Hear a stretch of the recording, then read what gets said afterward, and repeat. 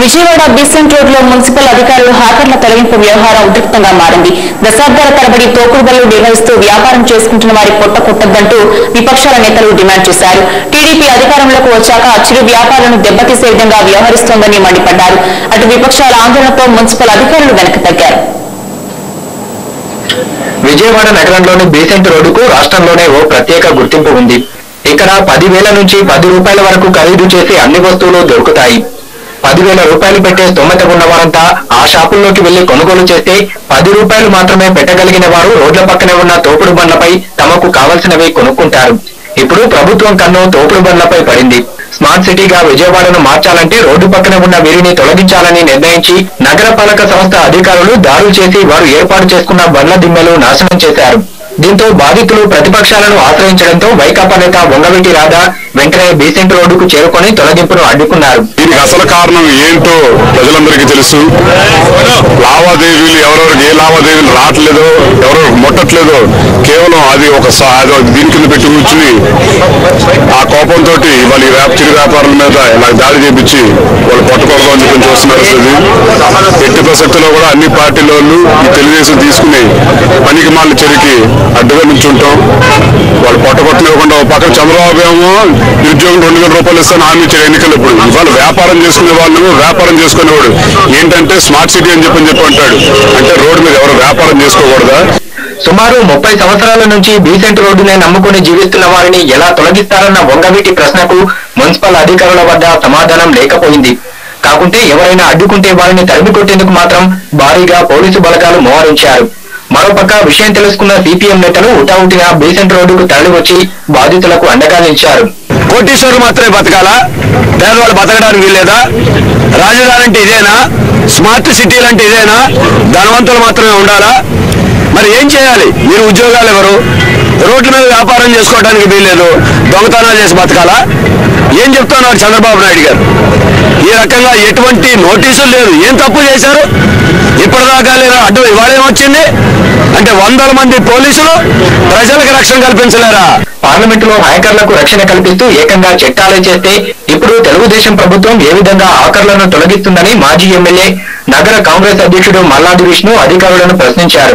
రాజకీయ కారణాలతో హ్యాకర్లను తొలగిస్తుంటే చూస్తూ ఊరుకునేది లేదని మల్లాది అధికారులను హెచ్చరించారు. పార్లమెంట్ లో చట్టం చేసి హ్యాకర్ని రక్షించాలి, వారికి బ్యాంకుల ద్వారా లోన్లు ఇవ్వాలి, వారి జీవన స్థితిగతులు మెరుగుపరచాలి అని చెప్పని ఒక పక్క చట్టాలు చెప్తా ఉంటే, కోర్టులు చెప్తా ఉంటే, ఈ రోజు చంద్రబాబు నాయుడు గారి ప్రభుత్వం విజయవాడ నగరంలో ఏకపక్షంగా బీసెంట్ రోడ్ లో గత 50 సంవత్సరాలుగా ఉన్నటువంటి హ్యాకర్లందరినీ కూడా తొలగించాలి అని చెప్పని నిర్ణయం తీసుకోవడాన్ని అన్ని రాజకీయ పార్టీలు తీవ్రంగా ఖండిస్తా ఉన్నాయి. ఇది సరైనటువంటి విధానం కాదు. వైకాపా, సిపిఎం, కాంగ్రెస్ లు బీసెంట్ రోడ్డులో బాధితుల తరపున ఆందోళనకు దిగడంతో హ్యాకర్ల తొలగింపు కార్యక్రమాన్ని మున్సిపల్ అధికారులు తాత్కాలికంగా వాయిదా వేశారు.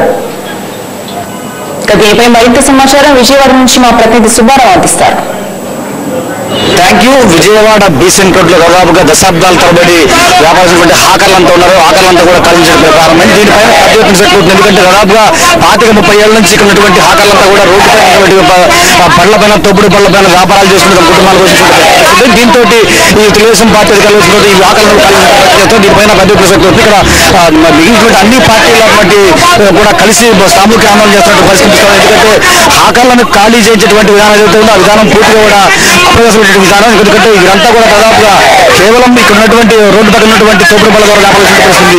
దీన్ని పూర్తిగా వ్యతిరేకిస్తున్నారు. ఇక్కడ కొంతమంది వైసీపీ నాయకులు అదేవిధంగా మిగిలినటువంటి పార్టీలకు ప్రయత్నం చేద్దాం. చెప్పండి, ఈ విధానాన్ని ఏ రోజు పరిస్థితి ఏమండి? ఎంతో మంది 30 సంవత్సరాల పై నుంచి ఇక్కడ చిన్న వ్యాపారం చిరు వ్యాపారం తీసుకువెళ్ళారు. రాత్రి నిర్ణయం తీసుకుని పొద్దున తెల్లవారుజామున వచ్చి అధికారులు వచ్చేసి పోలీసులు అందరూ వచ్చేసి బలవంతాన వాళ్ళందరూ వ్యాపారం తీసేస్తున్నారు. అసలు ప్రభుత్వం చెప్పాలి, బాబు వస్తాడు జీవితాలన్నీ మెరుగుపడుతున్నాయి. బాబు వచ్చిన జనాలందరూ దోలు తీరిపోతుంది తప్ప ప్రజలకంటే ఉపయోగం చెప్పండి లేదు. అంటే ఒక రిలయన్స్ లేదంటే హెరిటేజ్ ఇలాంటి పెద్ద కంపెనీలో వ్యాపారం చేయాలా? రోడ్డు మీద చిరు వ్యాపారం చేసుకోకూడదా? రాజధాని విజయవాడ చేసిందని మాకు ఓ రకమైన శిక్షలాగా పెట్టినట్టున్నారు తప్ప మాకు అసలు ఎటువంటి లాభం అని చెప్పండి లేదు.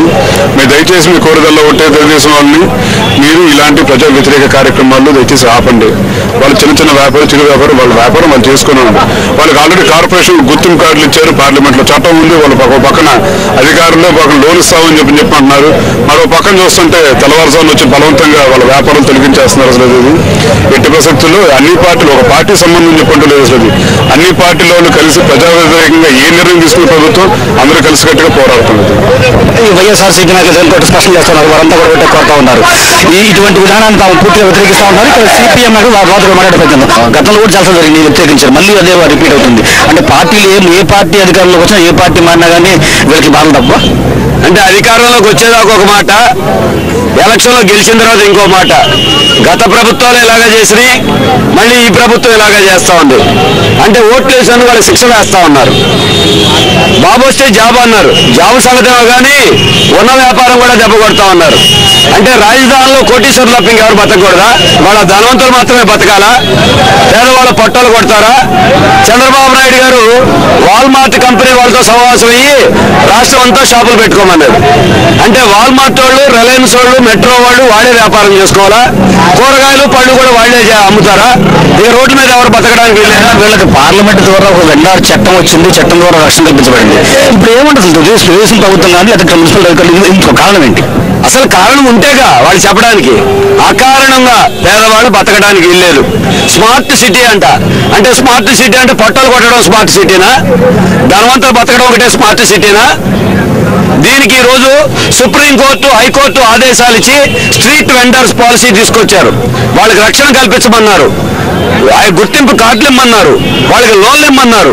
కంచే చైర్మేసినట్టుగా చట్టాలని గౌరవించాల్సిన, కోర్టు తీర్పులు గౌరవించాల్సిన ప్రభుత్వాలు, అధికారులే చట్టాలు ధిక్కరిస్తే ఎలాగా? అంటే ఏంటి బతకాలి వాళ్ళు? ఉద్యోగం ఎవరు?